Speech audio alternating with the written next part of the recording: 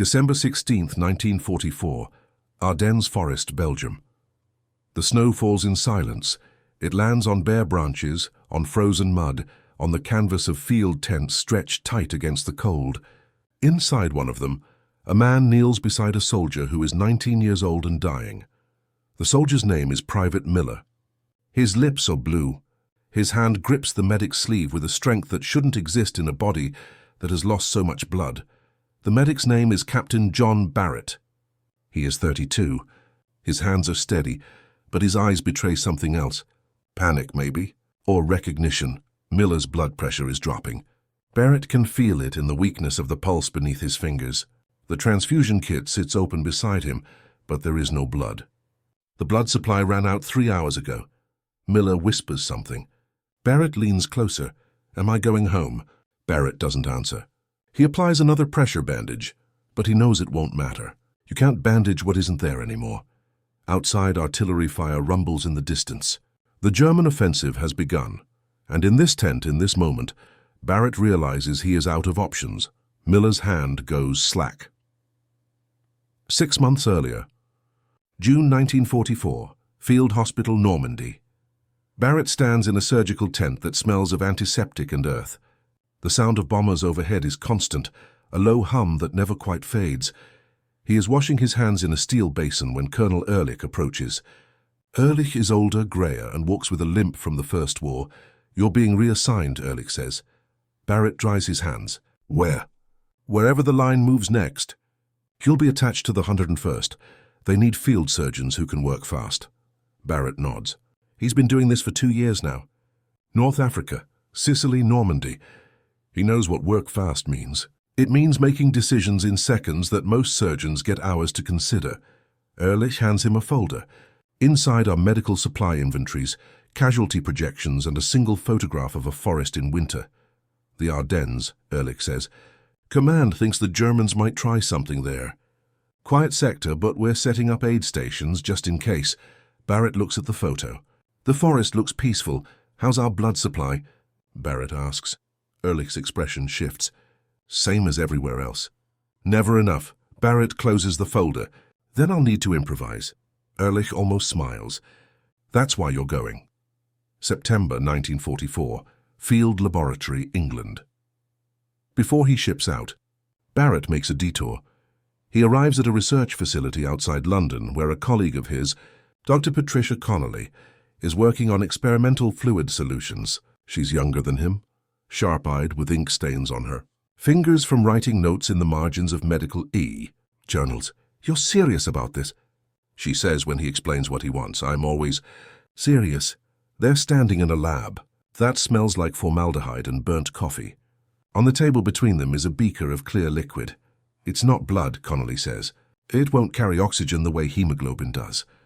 But it can keep the pressure up. Keep the heart pumping long enough for the body to compensate."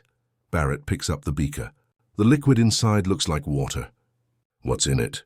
"Saline, gelatin, glucose, a few other things." She pauses. "And a lot of guesswork. Has it been tested?" "On dogs. And one very brave laboratory assistant who volunteered after a minor accident." She crosses her arms. "It worked. But John, this isn't approved. The medical board hasn't even reviewed it." Barrett sets the beaker down carefully. "How do I make it?" Connolly stares at him. Then she reaches for a notebook and starts writing.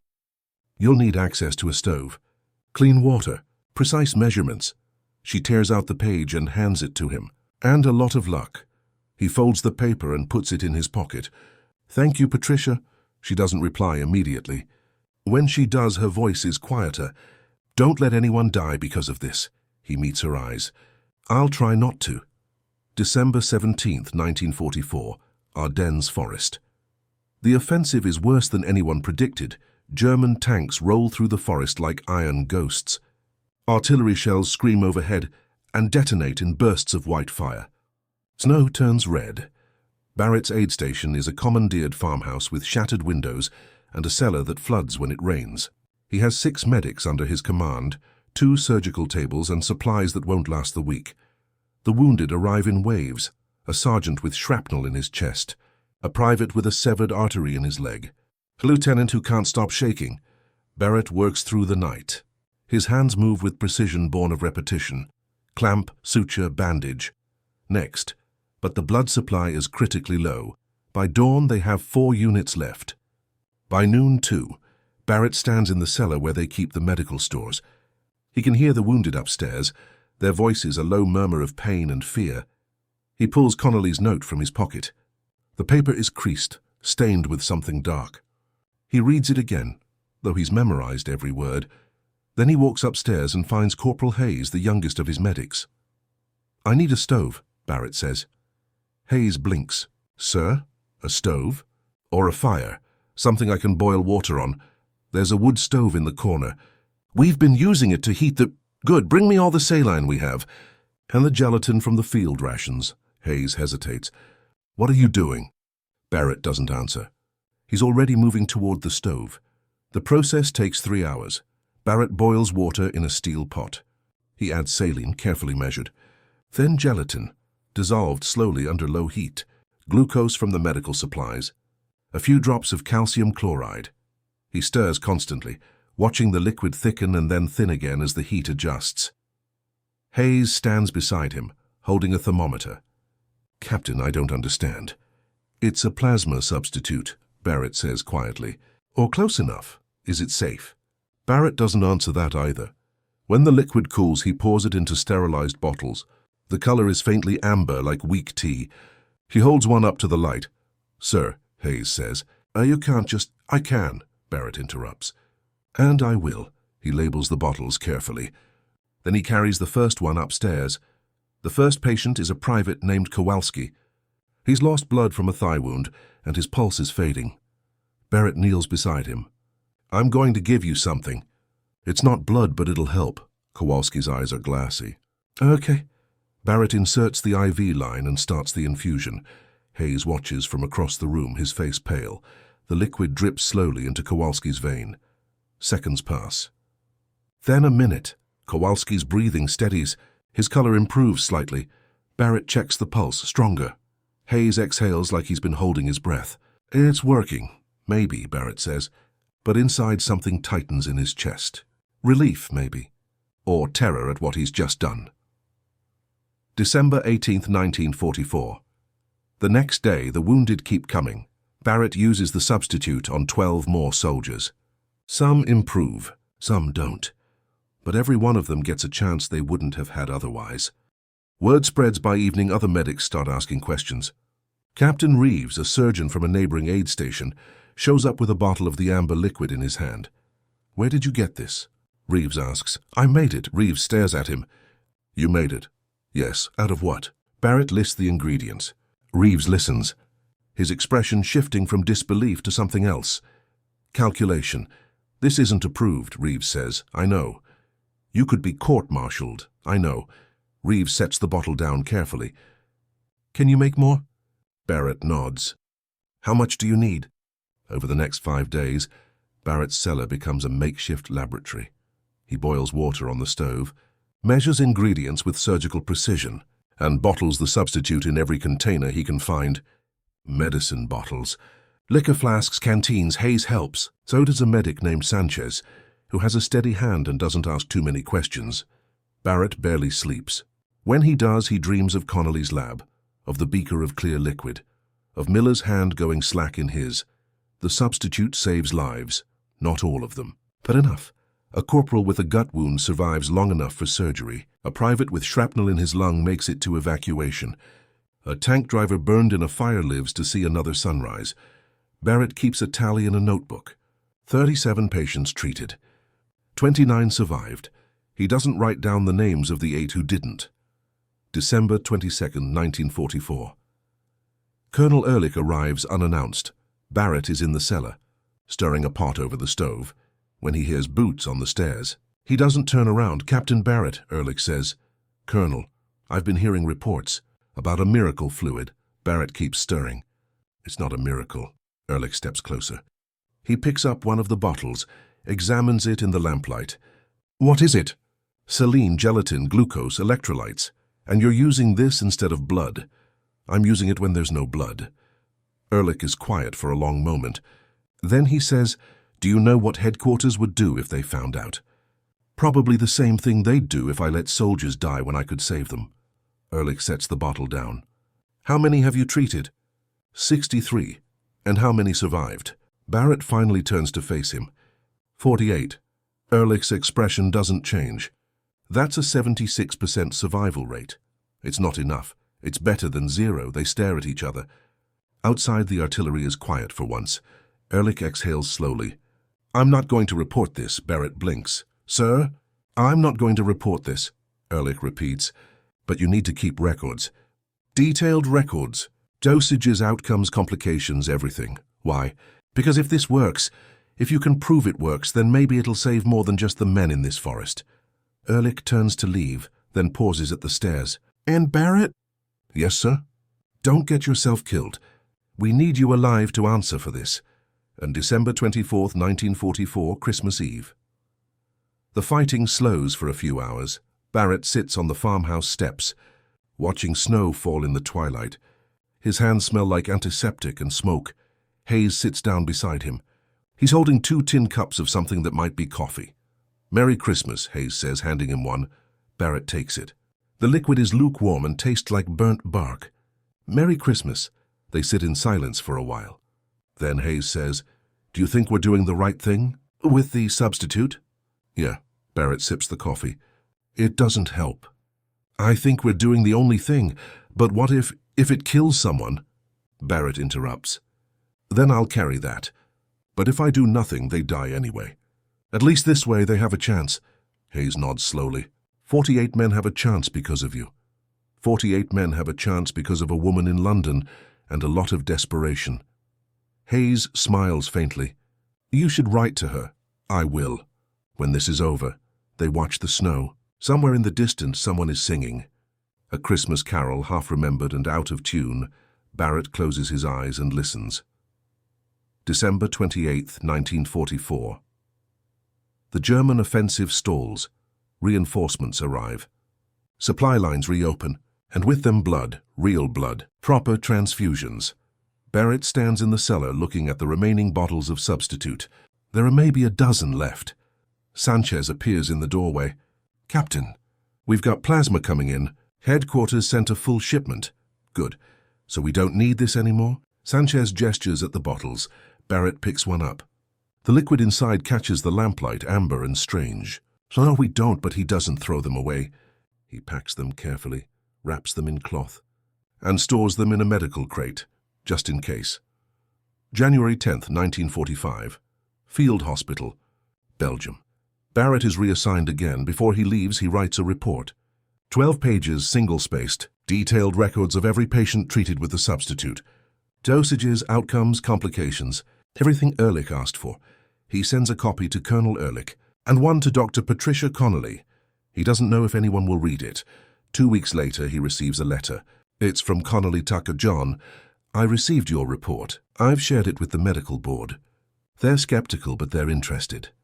You did something extraordinary and terrifying. Don't ever do it again. Patricia. Barrett folds the letter and puts it in his pocket, next to the creased note with the recipe. March 1945, London. The war in Europe is ending. Barrett is granted leave. He takes a train to London and walks through streets that are slowly rebuilding. The scars are still visible. Buildings with missing walls, windows boarded up, streets cratered by bombs. He finds Connolly in the same lab. She looks up when he enters. John, Patricia. She stands and crosses the room. For a moment, neither of them speaks. Then she says, I heard what you did. You gave me the recipe. I gave you a theory. You turned it into practice. She pauses. How many? 87 patients total. 64 survived. Connolly's eyes widen. 64. Because of you, she shakes her head. Because of both of us. They sit down at a table covered with papers. Connolly pulls out a journal article, still in draft form. I'm writing about it. About the substitute. The medical board wants to test it properly. Clinical trials. Controlled environments. Barrett picks up the article. The title reads, Experimental Plasma Substitutes in Emergency Medicine. Will they approve it? He asks. Eventually. Maybe. Science moves slowly. She looks at him. But you didn't wait for approval, did you? I couldn't, Connolly nods. I know. They talk for hours. About the formula, the results, the risks. About Miller and Hayes and the farmhouse in the Ardennes. When Barrett finally leaves, the sun is setting. He walks through the city, past the ruins and the rebuilding, and he thinks about all the things that can be made from desperation and hope. April 1945. The war ends. Barrett is in Germany when the news arrives. The war is over. He stands in a field hospital tent, surrounded by soldiers who are laughing and crying and holding each other. Someone opens a bottle of wine that's been hidden for months. Someone else starts singing. Barrett steps outside into the spring air. The world feels different, lighter. He thinks about the men he saved, the men he couldn't, the bottles of amber liquid that might, someday, become something more than a desperate experiment. He thinks about Connolly and Ehrlich and Hayes, and he thinks about Private Miller, whose hand went slack in a tent in the Ardennes. 946. Post-war. Barrett returns to civilian life. He takes a position at a hospital in Boston. He teaches medical students. He writes papers. He lives a quiet life, but he keeps the notebook, the one with the tally of patients treated, and the detailed records of dosages and outcomes. And he keeps the letters, from soldiers who survived, from families who wrote to thank him, from Connolly, who sends updates on the research. In 1948, the first commercial plasma substitute is approved for use. It's not Barrett's formula. It's been refined, tested, improved, but the principle is the same: saline, gelatin, hope. Barrett reads about it in a medical journal. He cuts out the article and pins it to his office wall. Hayes, who stayed in touch after the war, visits him that summer. They sit on Barrett's porch, drinking iced tea and watching the sun set. Do you ever think about it? Hayes asks. The Ardennes? Every day, Barrett says. Do you think we did the right thing? Barrett looks at him. 64 men went home because of what we did. You tell me, Hayes smiles. Yeah, I think we did. They sit in silence for a while. Then Hayes says, You know what I remember most? What? Watching you stir that pot over the stove. You looked like a man trying to boil hope. Barrett laughs quietly. Maybe I was. 1952 retrospective. Barrett is invited to speak at a medical conference. The topic is emergency medicine in combat conditions. He almost declines, but Connolly convinces him. You have a story to tell, she says. People need to hear it. So he goes. The auditorium is full of doctors and researchers and military personnel. Barrett stands at the podium. Looking out at the crowd, he talks about the Ardennes, about the farmhouse and the cellar and the wood stove, about the choice between doing nothing and doing something unproven. He talks about the soldiers who survived, and he talks about the ones who didn't. When he finishes, the room is silent. Then someone in the back starts clapping. Then someone else. Then the whole room. Barrett stands there, overwhelmed as the applause washes over him. Later, a young doctor approaches him. Captain Barrett? I just wanted to say my father was in the Ardennes. He was wounded in December 44. He always said a medic saved his life with some kind of miracle fluid. Barrett's throat tightens. What was your father's name? Kowalski. Private Michael Kowalski. Barrett closes his eyes. He remembers. The thigh wound. The fading pulse. The first infusion. Your father was brave, Barrett says quietly. The young doctor smiles. I said the same about you. 1967 final years. Barrett is older now.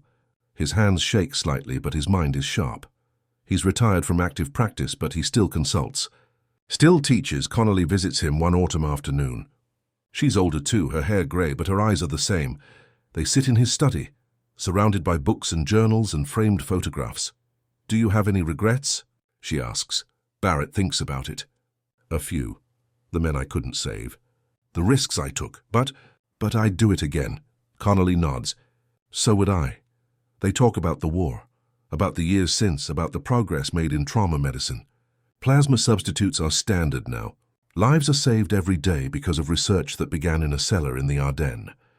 Before she leaves, Connolly hands him a photograph. It's from the conference in 52. Barrett at the podium mid-speech, his face serious and focused. I thought you should have this, she says. Barrett looks at the photograph for a long time. Then he sets it on his desk, next to the notebook and the letters. Thank you, Patricia. For what?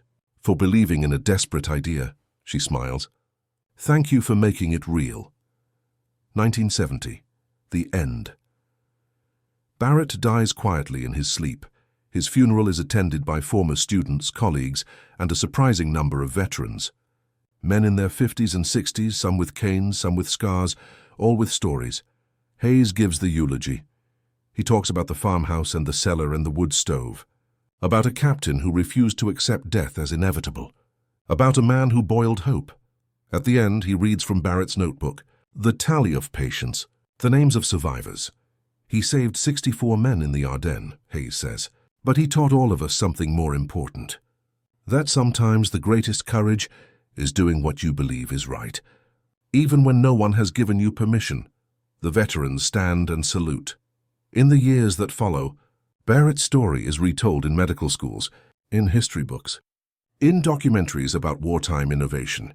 The amber liquid in the bottles becomes a symbol of ingenuity, of compassion, of the lengths one person will go to save a life.